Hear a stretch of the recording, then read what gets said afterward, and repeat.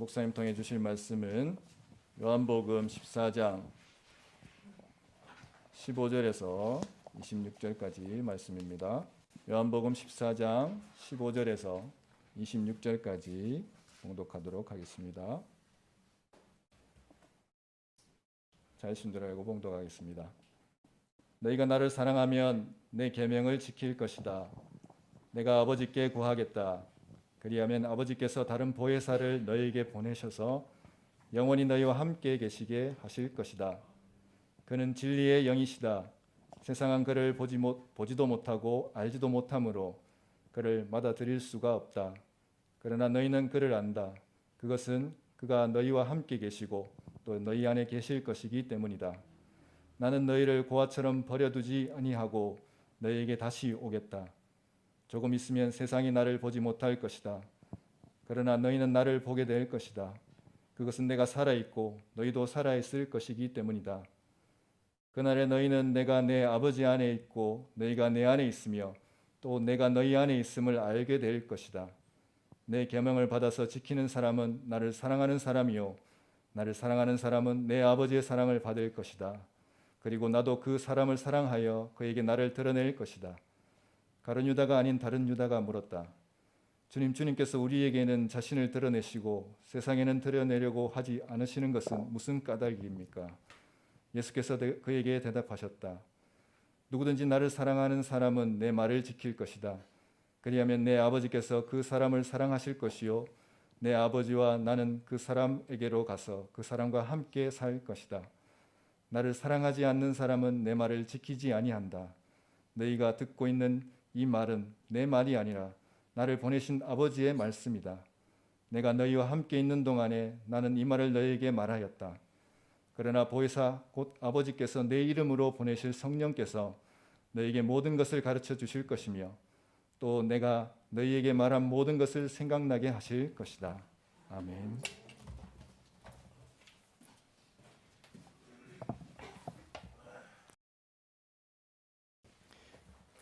저희 교회를 이제 오신 지 얼마 안 되신 분들은 기도할 때에 이렇게 뒤로 돌아서 이렇게 기도하는 걸 보고 이상한 교회가 아닌가 이렇게 생각할 수도 있을지 모르겠습니다. 우리 올해 들어가지고 당분간 이렇게 이제 대표 기도를 뒤를 보고 뒤를 보는 게 아니죠. 성도들과 같은 방향을 보고 하기로 그렇게 이제 결정을 했습니다. 왜냐하면 대표 기도 내용이 사람 들으라고 이렇게 준비한 그런 내용들이 이제 많다 보니까. 대표 기도는 사람들, 성도들 들으라고 하는 것이 아니라 대표들 마음을 담아서 하나님께 우리가 드리는 기도가 되어야 되기 때문에 하나님이 저쪽 방향에 있어서 그런 게 아니라 성도들과 같은 방향을 보고 성도들의 마음을 대표해서 우리 하나님께 기도하자라는 그런 취지로서 이렇게 강대상을 좀 뒤로 돌려서 대표 기도를 그렇게 하고 있습니다. 익숙해지면 다시 이제 원위치로 바꿀 겁니다. 지금 이렇게 하고 난 다음에 우리 대표기도 하시는 분들 내용이 많이 달라졌어요. 그래도 하나님께서 들으시는 그런 기도를 우리가 준비해서 이렇게 하는 것을 봅니다. 그래서 혹시 이제 처음 보신 분들은 이상한 교회라고 생각하지 마시고 그런 취지를 가지고 우리가 하고 있다라고 생각하시면 되겠습니다. 우리가 계속해서 요한복음을 보고 있습니다. 오늘은 성령님에 관한 이야기를 하려고 합니다. 제가 성령님에 관한 이야기를 하면서 어려운 성령님 이렇게 이제 제목을 붙여봤는데 한국 교회가 성령님에 대해서 가르칠 때에 참 올바른 그런 가르침을 하지 못했던 그런 부분이 있지 않을까라는 생각들을 해봅니다. 왜냐하면 우리가 성령님에 대해서 어떻게 배우냐면 교리를 통해서 많이 배워요. 교리를 통해서. 물론 교리도 성경에서 나온 말씀들을 가지고 이렇게 이제 교리를 만들었기 때문에 성경적이다 할 수 있습니다. 하지만 성경적이지만은 교리는요 교단마다 다릅니다. 성령님에 관한 그런 교리도 우리 장로교가 다르고 또 순복음이 다릅니다. 이 성령님에 관한 교리들도 왜냐하면 자기 이제 어떤 교단적인 그런 해석이 들어가다 보니까 성경을 이렇게 해석해서 이렇게 교리로 만들어낸 거예요. 우리가 교리에 갇혀 가지고 성령님을 이해하려고 하면요 성령님을 잘 이해하지 못할 수가 있습니다. 예를 들어 가지고 우리 장로교는 특히 이제 우리 고신 같은 경우에는 성령님을 제세례 받는 것은 인정하지 않습니다. 우리가 성령이 예수 믿을 때 한번 들어오시면 뭐 우리가 오순절 성령 세례처럼 그렇게 성령 세례를 받을 필요가 없다. 두 번 그런 건 없다. 그 성령은 뭐 다른 성령이냐? 같은 성령인데 그런 게 없다라고 이렇게 이제 우리는 이제 이야기합니다. 제가 알기로는 순복음은 또 그렇지 않은 걸로 알고 있어요. 한 번 세례를 받았지만은 능력을 위해서는 성령 세례를 받아야 된다. 이제 그래서 성령을 구하는, 성령을 구하면 내 속에 있는 성령과 내가 지금 구하고 있는 성령은 다른 분인가? 이게 맞지 않잖아요. 이게 교단을 우리가 순복음이 이단이랍니까? 아니잖아요, 그죠? 뭐 감리교 이단이랍니까? 장로교 이단이랍니까? 아니잖아요. 교리는 다 다르단 말입니다. 성경을 해석할 때에. 그래서 성령님에 대해서 우리가 교리로 배우다 보니까 잘 몰라요. 골치 아프니까요. 아예 생각을 안 하게 되어 버렸어요. 그러게 이제 또 반향으로 나온 것이 체험적으로 성경을 배우는 사람들이 있어요. 우리가 체험을 해야지 하면서 성령이 체험을 하는데 이게 또 성경적인 범위에서 벗어나 가지고 마음대로 가요. 성령 체험한다면서 뭐 닭 울음소리를 내요. 이게 성령의 체험, 이게 충만 체험이라면서. 성경이 어디에 닭 울음소리가 닭 울음 나면 베드로가 배반했다는 뭐 그런 얘기 나오지만은 닭 울음소리 이야기하고 뭐 기도할 때에 막 쓰러지고 막 이런 거 있지 않습니까? 물론 뭐 쓰러질 수는 있다고 생각해요. 원래 제가 아프리카에서 우리가 기도하면요, 아프리카 사람들 잘 쓰러져요. 능력 없는 내가 기도했는데 막 쓰러져 사람들. 손만 갖다 대도 막 쓰러져. 아프리카 사람들은요, 쓰러지고 막 그러더라고요. 물론 성령께서 그런 이제 뭐 체험들을 주고 할 수 있겠지만은 너무 또 반대급부로 교리를 벗어나서 너무 체험적으로 가니까 또 그게 그런가? 생활을 보면요, 전혀 성령의 열매는 없어요. 우리가 성령에 대해서 교리적으로 배우고 또 그 반대급부로 체험적으로만 하다 보니까 이 성령을요 잘 몰라요. 여러분 아십니까? 한번 설명해 주실래요? 성령은 어렵다라고 이제 이야기를 하요. 이제 그렇게 뭐 되어버렸어요. 성령님은 어떻게 알아야 되냐면 예수님의 가르침을 통해서 알아야 됩니다. 성경을 통해서 알아야 됩니다. 물론 교리도 뭐 성경을 바탕으로 하고 있지만 교단마다 다르니까 예수님 말씀 성경에서 말하는 그대로 우리가 성령님을 알아야 됩니다. 그래서 성령님을 아는 것은요 매우 중요합니다. 억수로 중요합니다. 왜 매우 중요하냐면 예수님의 마지막 가르침 있죠. 십자가 달리기 전에 마지막 날 밤에 유월절 어린 양을 먹으시면서 만찬을 하시면서 그때에 어찌 보면 물론 나중에 부활하시고 성천하시기 전에 뭐 복음을 전하는 뭐 이에 대해서 그레이트 커미션 해가지고 가장 큰 명령, 지상 명령, 대명령 이렇게 그 부분도 중요하지만은 잡히시기 전에 제자들과 함께 그 가르치셨던 마지막 가르침 얼마나 중요하겠습니까? 이제 십자가 못 박혀야 되는데 이 밤이 지나면 이 가르침 내용 가운데에 13장, 14장, 15장, 16장 그리고 17장은 예수님의 기도고 18장이 잡힌다고 말씀을 드렸죠, 그죠? 그래서 13장부터 16장까지가 예수님 잡히기 시기 그 만찬 자리에 있었던 그때의 가르침입니다. 얼마나 많은 부분을 차지하고 있습니까? 다른 복음서는 이렇게 안 차지하거든요. 13, 14, 15, 16, 17은 또 기도니까 포함하면 그 4-5장을 예수님께서 이 가르침으로 채우고 있어요. 마지막 날. 성경에서 4장을 차지하고 있다. 이런 복음서 보십시오. 4장 만에 얼마나 시간이 많이 지나가는데요. 매우 중요한데 이 복음서 이 13장부터 16장까지 4장 가운데서도 14장, 15장, 16장이 성령에 관한 거예요. 이런 보시면 15장은 여러분 잘 아는 포도나무 가지 그 비유 나오죠. 나는 포도나무에 너희 가지인 이게 무슨 이야기 아닙니까?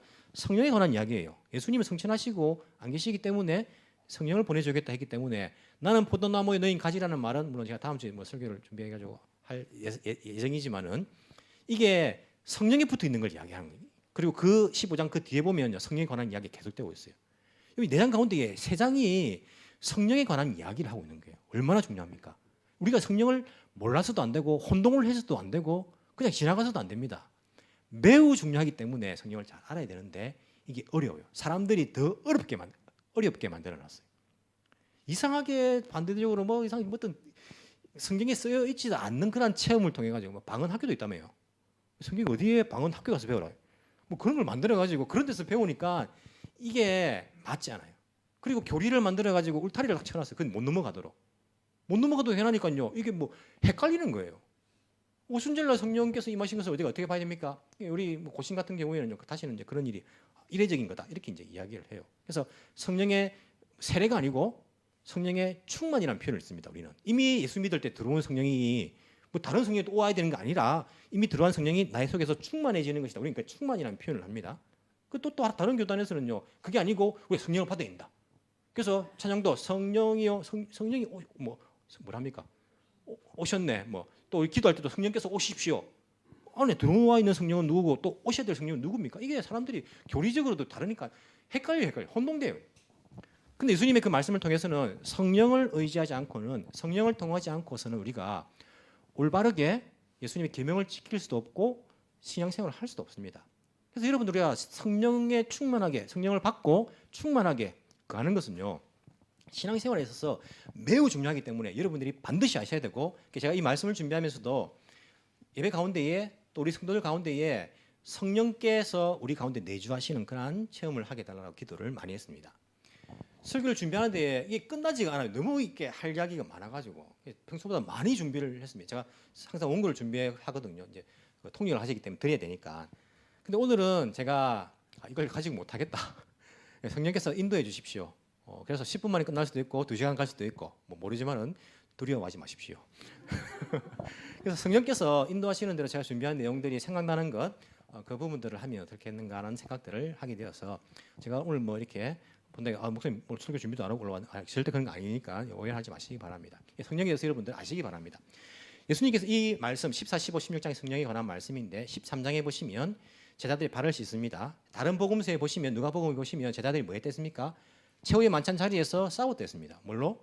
누가 크냐? 누가 크냐? 이 마지막 날까지도 철없이 누가 큰 것 가지고 싸우고 있는 거예요. 예수님께서 어떻게 하십니까? 수건을 가지시고 제자들의 발을 씻기시는 거예요. 그러면서 너희들도 이렇게 서로 발을 씻겨야지 싸우지 말고. 그러면서 13장 34절에 내가 새 계명을 너희에게 준다. 내가 서로 사랑하라. 그렇게 말씀하십니다. 예수님께서 서로 사랑하라는 말씀은요, 새 계명인데 새 계명은 아니에요. 구약 율법들도 보면 율법의 정신이 하나님을 사랑하고 이웃을 사랑하는 것, 이 사랑이기 때문에 예수님께서는 구약의 모든 율법을 하나님의 뜻에 맞게 우리에게 해석을 해주십니다. 그게 산상수훈이죠, 그죠? 그걸 해석을 해주셨는데 그게 바로 한마디로 합축하면 예수님을 사랑하고 그리고 이웃을 사랑하는 거 아닙니까? 형제를 사랑하는 것입니다. 제자들에게 너희가 서로 사랑하라, 이게 새 계명이다. 15장 뒤에 보시면 26절입니까? 보시면 거기도 나옵니다. 내가 너희에게 준 계명은 바로 너희들이 사랑하는 것이다. 친구를 내 목숨을 버리는 것보다 더 큰 사랑은 없다. 내가 너희들을 친구라 말한다 하면서 서로 사랑할 것이 내 계명이다, 나의 계명이다라고 예수님께서 계속적으로 동일하게 말씀하십니다. 그러면서 오늘 계속 사랑하라고 말씀하시면서 지난주에 우리가 길되고 진리되고 생명 되신 예수님을 봤어요. 우리는 어떤 길을 가야 되냐면 세상 길을 가면 안 되고 진리가 되시고 생명이 되시는 그 예수님이란 그 길을 가야 되는 거예요. 그러니까 예수님의 계명을 지킨다는 거죠. 우리는. 그럼 생각해 보십시오. 제자들이 자기 힘으로 계명을 지킬 수 있겠습니까? 없겠습니까? 없습니다. 사람은요, 자기 의지로 예수님의 계명을 지킬 수 없습니다. 어느 정도는 할 수 있겠죠. 죽을 때까지 못합니다. 우리가 알잖아요. 나를 잘 알잖아요, 여러분. 여러분 자신을 알잖아요. 여러분 가족들도 모르는 여러분 자신의 그 마음을 우리가 다 자기는 알잖아요. 결심해도 금방 포기하고 또 안 되고 내 열심으로 우리가 이 모든 예수님의 가르침을 다 지킬 수가 없습니다. 제자들이 그게 가능할까요? 가능하지 않습니다. 예수님께서 오늘 15절에 보시면 뭐라고 말씀하십니까? 15절에 너희가 나를 사랑하면 내 계명을 지킬 것이다. 이렇게 말씀하십니다. 자, 예수님을 사랑하는 것 그리고 예수님의 계명을 지키는 것. 이 내 계명이 무엇입니까? 앞에도 13장 34절에도 나왔고 뒤에 15장 26절에 나오는 뭡니까? 서로 사랑하는 것. 이게 예수님 계명이라고 계속 말씀하시고 있는 거예요. 그래서 예수님을 사랑하고 서로 사랑하는 것, 이것을 어떻게 지킬 수 있느냐? 예수님께서 말씀하십니다. 16절 내가 아버지께 구하겠다. 그리하면 아버지께서 다른 보혜사를 너에게 보내셔서 영원히 너와 함께 계시게 할 것이다. 자, 여기 다른 보혜사. 자, 보혜사란 말 자체가 어려워요. 보혜사가 뭡니까? 이게 돕는 분이라는 뜻이에요. 원어의 뜻을 해석하면 돕는 분. 그래서 우리가 뭐 변호사도 이제 해당한다. 우리를 위해서 변호해 주시는 분 이렇게 말하죠. 법정에서 우리를 돕는 사람이 변호사니까. 그 원어의 뜻은 돕는 분이란 말이에요. 여기에서 다른 보혜사라고 말하면 또 보혜사가 있었단 말이잖아요. 아닙니까? 맞잖아요. 다른 보혜사. 그러면 이때까지 보혜사는 누구란 말입니까? 예수님. 지금까지 제자들과 함께 예수님 같이 계셨어요. 보혜사로서, 돕는 분으로서. 아버지의 그 계명을 지키는 하나님의 뜻 따라. 그래서 예수님은 자기가 이 진리의 길을 갈 수 있도록 누가 도왔냐면 예수님께서 옆에서 잔소리는 아니죠. 가르치시고 그리고 또 기적도 보여주시고 이게 이제 제자들을 계속 도와주신 거예요. 근데 지금은 예수님께서 하시는 말씀이 너희들이 계명을 지켜야 되는데 계속 내가 어디 간다, 십자가에 지러 간다는 이야기를 하셨고, 내가 더 이상 너희들과 함께 있지 않을 것이다라는 말씀하셨는데, 그래서 염려하는 제자들에게 염려하지 말라고 하시지 않습니까? 그러면서 이러한 계명을 지키라고 말씀하시면서 그것을 지킬 수 있는 것은 너희를 돕는 분을, 내가 또 다른 돕는 분을 아버지께 부탁해서 보내주겠다라고 말씀하시는 거예요. 자, 무엇을 돕습니까? 여러분들이 사업이 성공하도록 돕습니까? 여러분 좋은 대학 가도록 돕습니까? 취직자 되도록 돕습니까? 부자 되도록 돕습니까? 말도 잘 안 나와요. 뭘 돕는단 말입니까? 예수님의 계명을 지킬 수 있도록, 문맥상 보면 예수님의 그 계명을 지킬 수 있도록, 그 진리의 그 길을 갈 수 있도록 돕는 분이 바로 누구라고요? 성령이시다라고 예수님께서 말씀하신 거예요. 26절에 보시면 그것을 성령이다, 내 이름으로 보낼 성령이다라고 이렇게 밝히고 있습니다. 성령께서 우리를 돕는 거예요. 뭘 돕는 것입니까? 내 뜻을 이루고 돕는 것이 아니라 예수님의 그 계명을 지킬 수 있도록 돕는 것입니다. 그 계명은 뭐냐면 내가 예수님을 사랑하는 만큼 이웃을, 형제 자매를 사랑하는 것, 그것을 지킬 수 있도록 돕는 분이 바로 성령이시다라고 말하죠. 그래서 25절에 보시면 내가 너희와 함께 있는 동안에는 나는 이 말을 너희에게 하였다. 무슨 말입니까? 예수님께서 함께 있는 동안에는 예수님께서 보혜사였어요. 그래서 내가 가르침을 통해서 계속 말해줬다는 거예요. 하지만 내가 없으면, 그러나 보혜사 곧 아버지께서 내 이름으로 보내실 성령께서, 이제 성령께서 오실 거 아닙니까? 예수님께서 성천하신 이후에 그 성령께서 너희에게 모든 것을 이제 가르쳐 주실 거예요. 이제 우리를 누구가 가르쳐 주십니까? 성령께서 가르쳐 주시는 거예요. 예수님의 계명을 따르도록, 그리고 내가 너희에게 말한 모든 것을 생각나게 하실 것이다. 예수님의 그 가르침을 생각나게 하시는 거예요. 그 일을 지금까지 예수님께서 하셨지만은 이제는 그 성령께서 하실 것이다. 그래서 그 진리를 예수님의 그 말씀을, 그 계명을 지키도록 너희들을 도울 것이다라고 우리에게 말씀을 해주고 있습니다. 그래서 15절, 14장 오늘 본문을 보시면요, 좀 어려운 내용들도 나옵니다. 근데 이 내용들을 성령님이 관한 이야기다라는 것을 가지고 읽으면요, 이해가 훨씬 잘 됩니다. 아, 이게 성령님에 관한 이야기구나라고 여러분 보시면 돼요. 그래서 17절에 보시면요, 성령이 누구십니까? 그는 진리의 영이다. 진리는 누구시죠? 예수님께서 방금 조금 전에 나는 길이요 진리요 생명이다. 예수님이 진리라는 것입니다. 그럼 성령은 진리의 영이면 누구의 영이란 말입니까? 예수님의 영이란 말이에요. 예수님과 완전히 떨어져 있는 다른 별도의 인물이 아니라 예수님이 육신으로 제자들과 함께 하셨는데 이제는 부활하신 이후에 아버지 옆으로 가고 예수님의 영을 보내주시는 겁니다. 그 영을 우리가 성령이란 말해요. 진리의 영이시고, 그래서 예수의 영으로 우리와 함께 하신다는 것입니다. 그것을 우리가 성령님이다라고 부르는 것이죠. 예수님과 동일하신 분입니다. 그 성령께서 바로 우리 오시는 거죠. 그래서 17절에 계속 말하죠.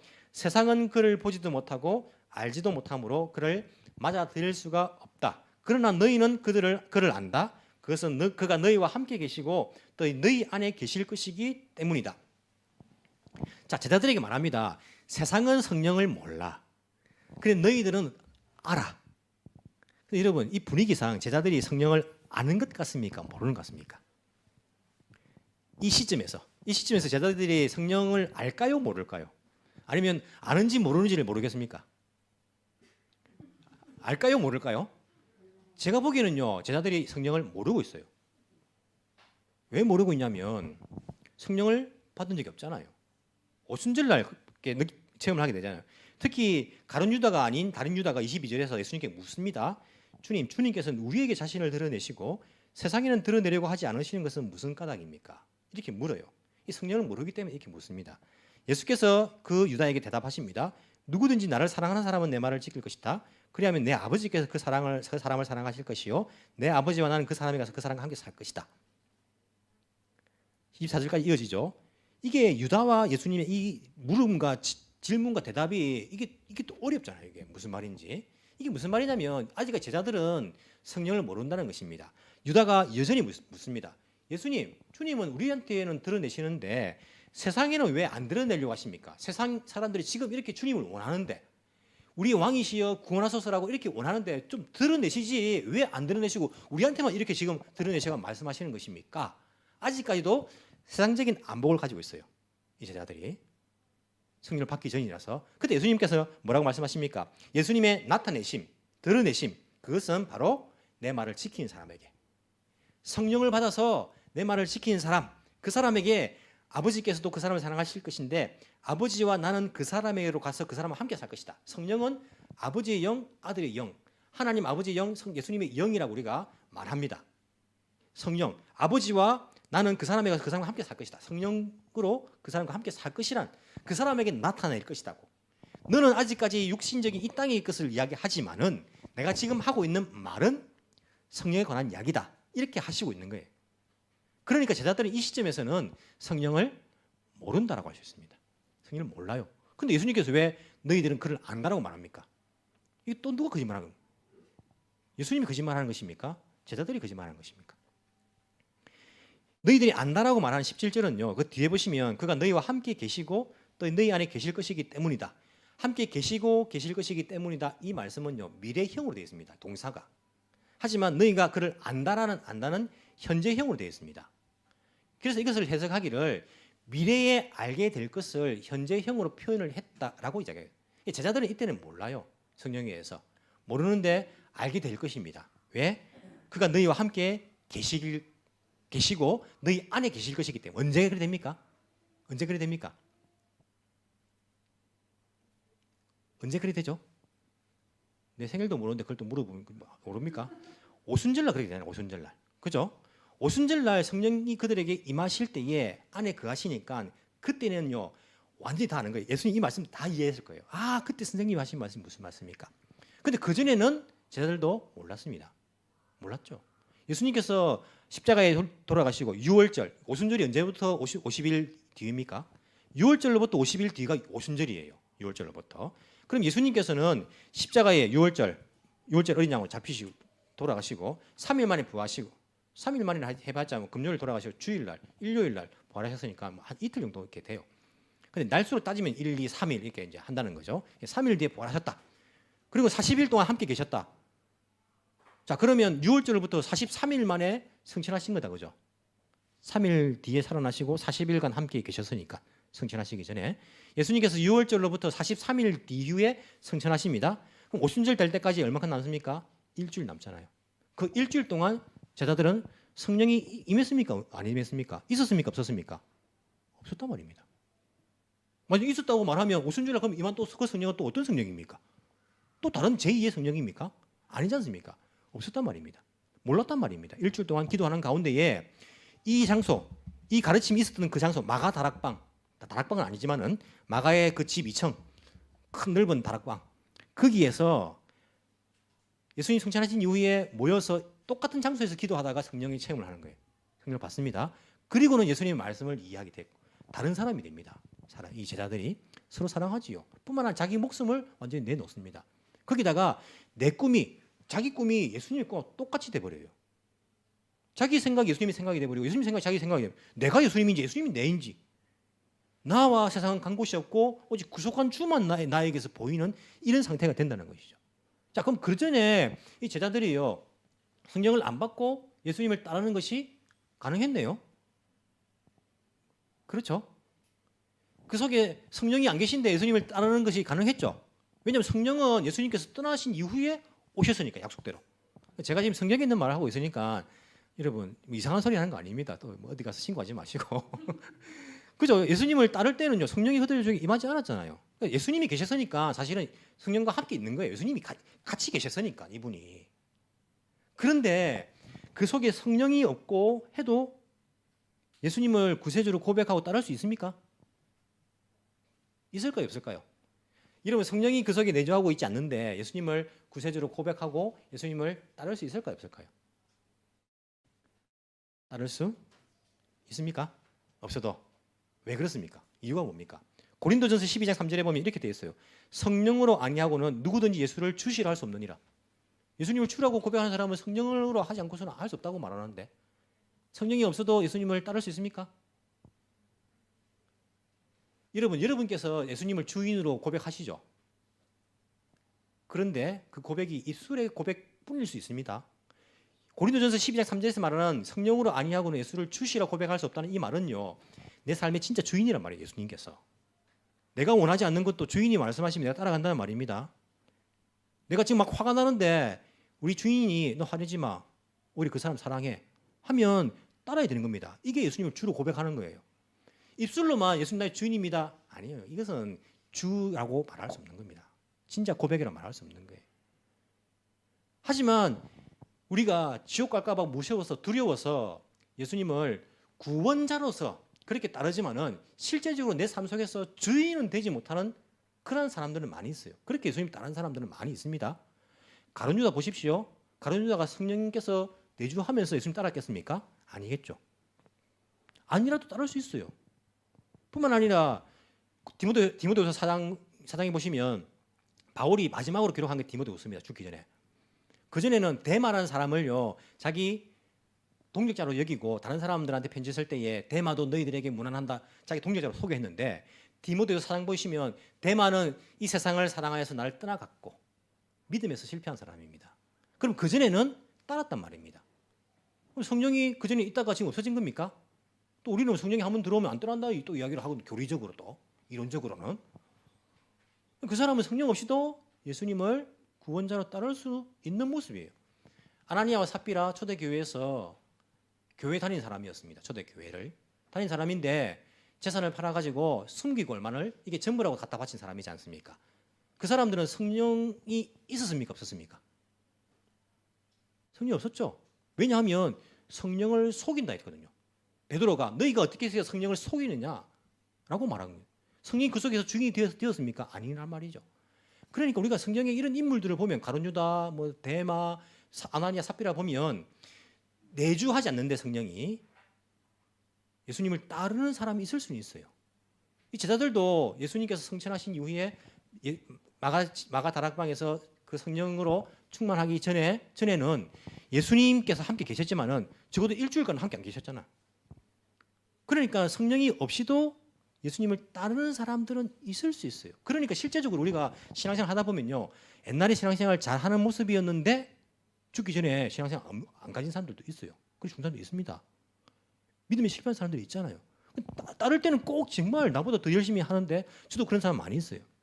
제가 중등부 때 우리 선생님 중에 한번 이야기했죠. 이진주 선생님 이름도 기억하는. 이진주 선생님 신앙이 그리 좋아서 우리 아이들한테 신앙을 그렇게 가르쳤는데 제가 10년, 20년 뒤에 한번 만나보니까요. 교회 안 다니고 있더라고요. 신앙생활 안 하고 있더라고요. 가능하더라니까요. 그게. 우리가 성령께서 내 속에 있지 않고 하는 그러한 교회 생활은요. 종교 생활이라 할 수 있습니다. 사람은 자유의지가 있기 때문에 어느 정도는 자기 자유의지로서 할 수는 있어요.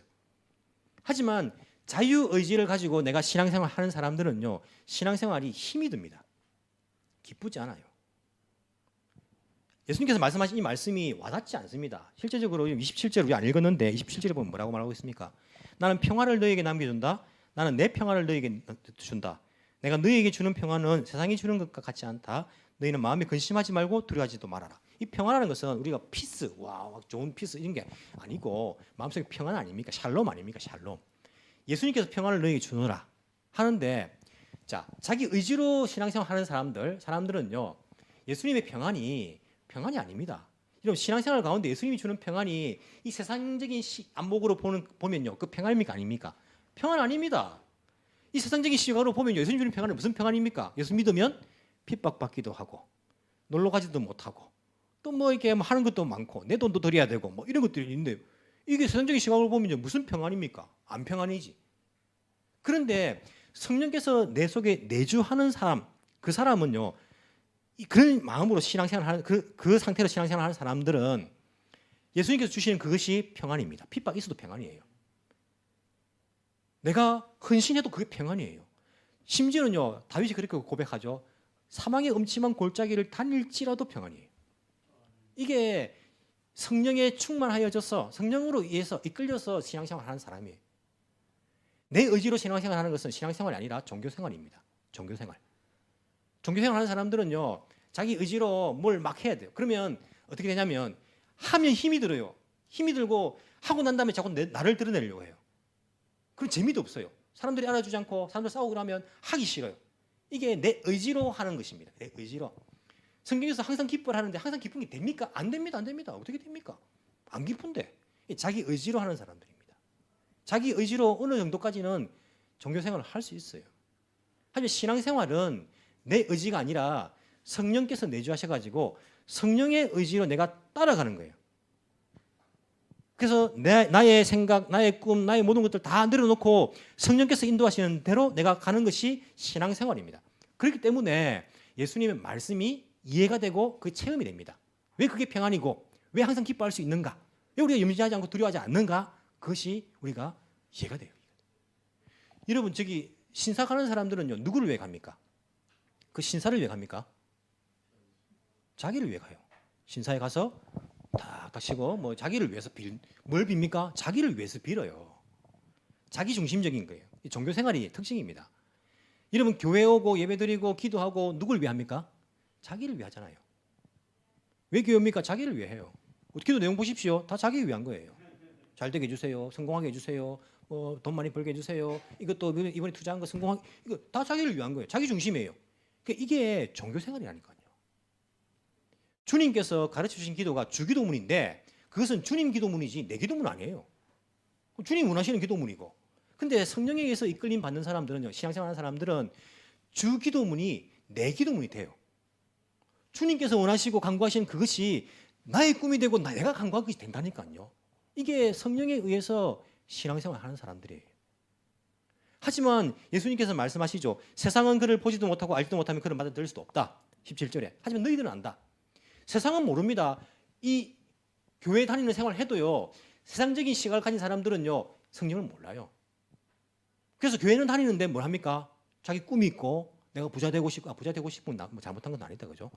뭐 그게 다예요. 그냥 이 땅에서 모든 것이.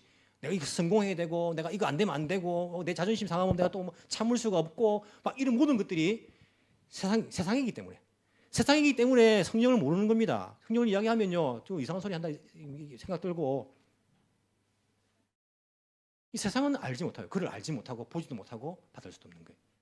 하지만 성령님을 내가 모셔드린 사람은 예수님께서 말씀하신 것을 알게 돼요. 내가 다 똑같은 말이에요. 20절 보면 내가 아버지 안에 있고 너희가 내 안에 있고 이 성령의 세례를 받은 사람은요 우리가 예수님 안에 있는지 예수님이 내 안에 있는지 예수님의 꿈이 나의 꿈이 되고 예수님의 생각이 나의 생각이 되고 예수님이 원하시는 것이 나의 원하시는 것이 그게 내 꿈인지 네 꿈이 예수님 꿈인지 내 것인지 네 것인지 이거 모를 구분이 안 갈 정도로 성령에 의해서 그래서 그게 내주하시기 때문에 너희는 나를 보게 될 것이다. 다 성령에 관한 이야기들 아닙니까? 나를 사랑하는 사람들은 내 계명을 지키는 사람들이다. 당연하지요. 내가 내 속에 성령께서 계신데 예수님 그 진리를 길을 따르고 예수님 계명을 지키는 것 다 그렇게 된다는 겁니다. 우리가 성령에 충만하지 않으니까요 이게 안 되는 거예요. 이게 힘든 겁니다. 예수님께서 서로 사랑하는 말하는데 여러분 서로 사랑합니까? 거짓말하지 마세요. 무슨 사랑합니까, 여러분? 여러분 이 정도가 사랑이라 말하면요, 여러분 남편 아내한테 불만하면 안 됩니다. 사랑 안 한다고. 그 대단히 사랑하는 거잖아. 그러면 이 정도가 사랑이라면. 우리 교회 와서 어느 교회 가니 간에 우리 형제들 사랑합니다 말하는데 다 거짓말이 무슨 사랑합니까? 조금만 우리가 뭐 얼마 전에 뭐 이렇게 대통령 선거 땄지만 정치적으로만 좀 달라도요. 대놓고 싸웁니다 그냥.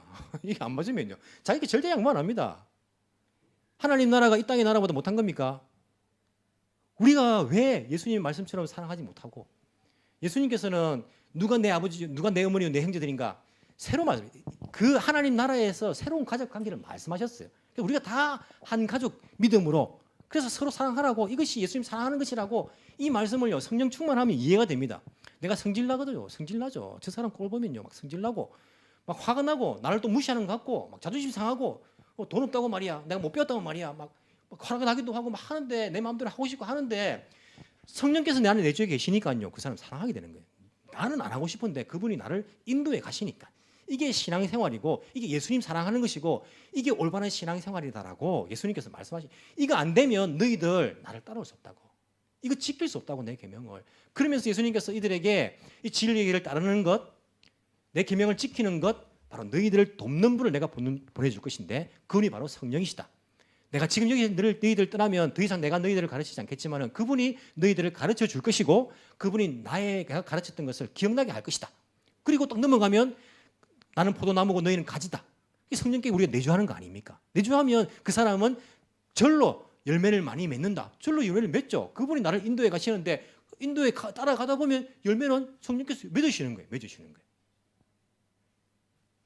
이 말씀들이요. 우리가 성령 충만하면 모든 것이 다 이해가 된다는 것이죠. 우리 신앙생활은 성령에 충만해 가지고 성령의 인도함을 받아서 성령에 이끌려서 우리가 하는 것이 신앙생활입니다. 그렇게 해보면요, 여러분 예배가 은혜가 넘칩니다. 나에게 은혜가 됩니다. 내가 신앙생활 하는 것이 나를 위한 것이 아니라 주님을 위한 것입니다. 주인이라 말하니까 주인을 위한 것이죠. 내 인생이 나를 위한 인생이 아니고 주님을 위한 인생이 된다니까요. 제자들과 사도 바울도 마찬가지잖아요. 사도 바울은 예수님 만난 적도 없어요. 부활하신 예수님을 길 가다 만났지만은 이 제자들하고 다르지 않습니까? 그런데도 성령 충만해가지고 그의 삶들을 보면요, 제자들과 다를 거 없으면 똑같습니다. 똑같지 않습니까? 성령 충만해서 예수님의 꿈이 자기의 꿈이 되고 예수님의 생각이 자기 생각이 되고, 여러분 베드로, 바울 이 성격이 한 사람들이거든요. 베드로 만만치 않습니다. 바울도 만만합니까? 예수 믿고 난 이후도 베드로한테 잘못했을 때 앞에 가서 막 면전에 대놓고 네 잘못했다고 막 말하는 사람이 바울 아닙니까? 그럼에도 불구하고 막아도 용서할 수 없었는데 성령께서 이끌어 가시니까요, 온유한 사람 되잖아요. 다 사랑하는 사람 되잖아요. 성령에 이끌린 사람은요, 서로 이야기해 보면 알아요. 우리가 저 사람이 자기 열심으로 신앙생활 하는지 성령에 이끌려 신앙생활 하는지를 압니다. 제가 교회를 이제 섬기 보면서 생각나는 사람들이 몇 명 있어요. 한 분은 제가 갔을 때는 농협 다니셨던 그런 분인데, 남편분이 하여튼 제가 이제 담당한 그런 그 구역이었어요. 그분이 갑자기 출근하다가 쓰러졌어요. 뇌출혈 나가지고. 그래서 그때부터 휠체어 생활을 했습니다. 한 15년, 한 20년 거의 가까이 이제 휠체어 생활을 하셨어요. 그리고는 몇 년 전에 돌아가셨어요. 그때도 연락이 왔더라고요. 그분은 제가 가면 이제 눈물을 흘리면서 막 그래요. 왜냐하면 자기 정상적인 모습과 쓰러진 모습들을 제가 다 알고 있고, 그때 제가 또 기도하고 막 그런 같이 이제 겪었기 때문에. 그 부인 되는 그 집사님, 자기가 옛날에는 성격이 워낙 세심해가지고 잠을 잘 못 잤대요. 그런 거 막 너무 그런 사람 있잖아요. 너무 예민해가지고.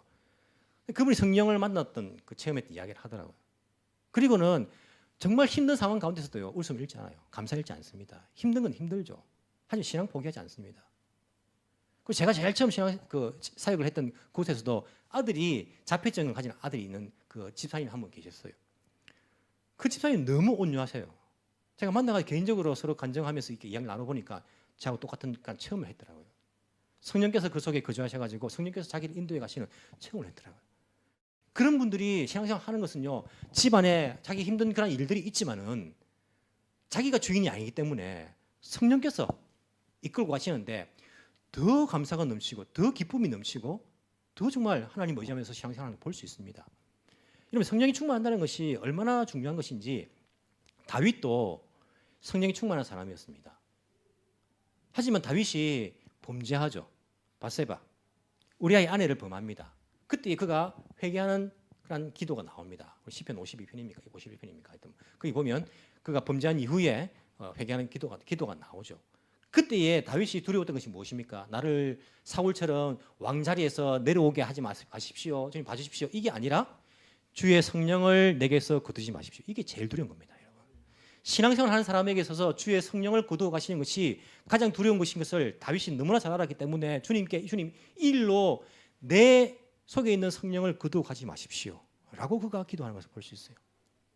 그럼 그만큼 우리가 신앙생활에 있어서 성령에 의해서 기도하는 것이 중요합니다. 성령에 의해서 신앙생활하는 것이 정말 중요합니다.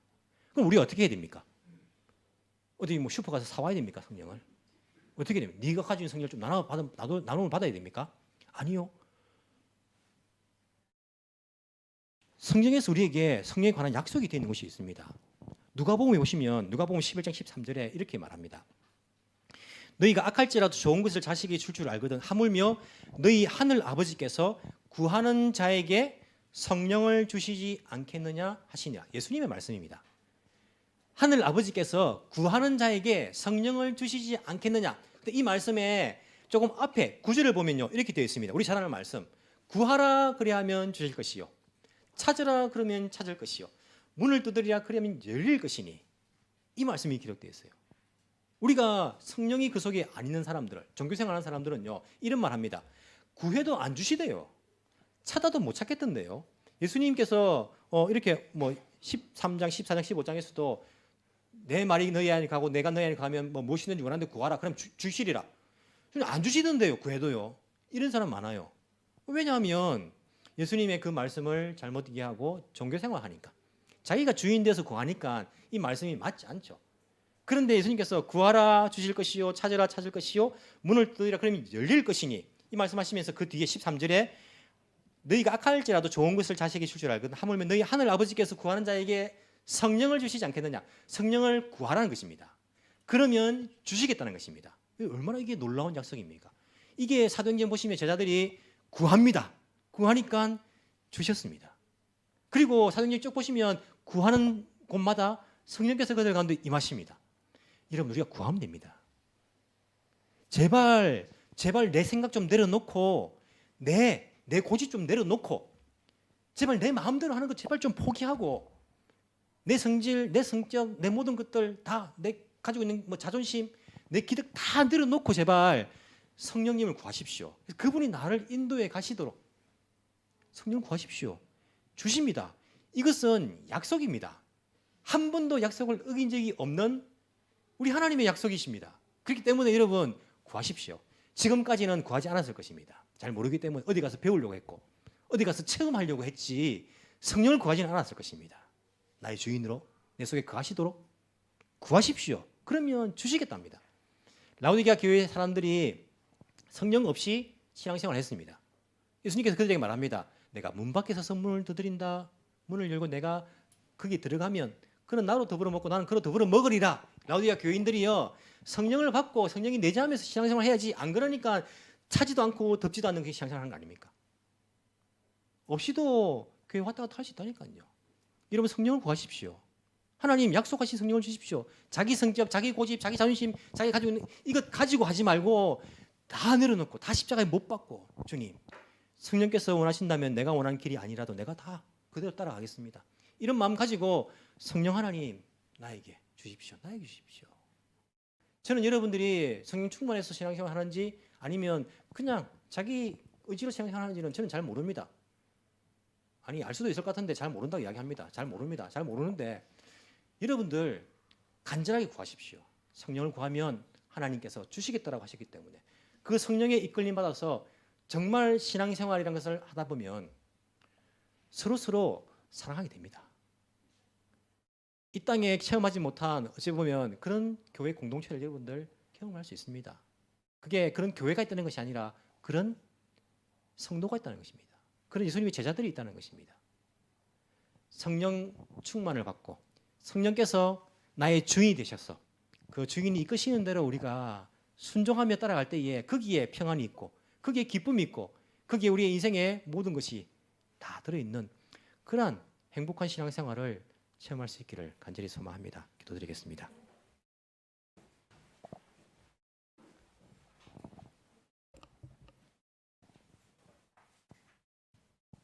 하나님 아버지, 이 시간 우리가 겸손한 마음으로 그리고 솔직한 마음으로 우리 하나님께 나아가기를 원합니다. 우리가 지금까지 신앙생활이라고 해왔습니다. 그런데 예수님의 말씀이 이해가 되지 않고 그렇게 사라지지가 않고 또 그렇게 100% 받아들이기도 너무나 힘이 들었던 우리의 모습이 있었던 것을 이 시간 고백합니다. 정말 예수님께서 말씀하신 그 신앙의 그 세상에 살기를 원합니다. 내가 주인 되는 것이 아니고 이 땅에서 성공하는 것이 나의 인생 목표가 아니라 하나님 나라가 이 땅에 임하는 것, 아버지의 뜻이 이 땅에 이루어지는 것, 하나님 기뻐하시는, 하나님 영광받는 그런 일들이 나의 인생의 전부가 되기를 원합니다. 하지만 이렇게 마음을 먹었다가도 또다시 세상에 나가서 생활하다 보면 아버지의 꿈은 잊어버리고 또 나의 편리함과 나의 쾌락과 나의 자존심과 나의 성격과 나의 감정 이런 것들을 중요시하면서 다시 원점으로 돌아가는 우리의 모습을 발견할 때가 많습니다.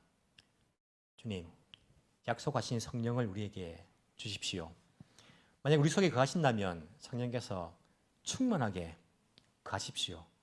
내가 주인이 아니라 예수님의 영이 주인이 되셔서 나를 인도해 가시도록 나의 모든 세상적인 생각과 욕심들은 십자가에 과감하게 못을 박을 수 있도록 성령 하나님 우리를 도와주십시오. 성령이 충만하여서 우리가 예수님의 계명, 서로 사랑하는 그 계명을 억지로 지키는 것이 아니라 저절로 지켜지는 그러한 체험을 하게 도와주시고 열매를 절로 맺는 그러한 은혜를 우리 가운데 허락하여 주옵소서. 그래서 세상 사람들이 우리를 볼 때에 저 사람이 성경에 나와 있는 예수님과 비슷한 그러한 모습으로 보여지게 도와주시고 그것이 예수님의 향기요, 예수님의 편지요, 예수님의 제자로서 우리가 이 땅에 복음을 전하며 주께 영광을 돌리는 그 기임을 깨닫고 성령 인도함 따라 살아갈 수 있는 저희들 되게 주님 인도하여 주옵소서. 살아계신 예수님 이름으로 기도합나이다. 아멘.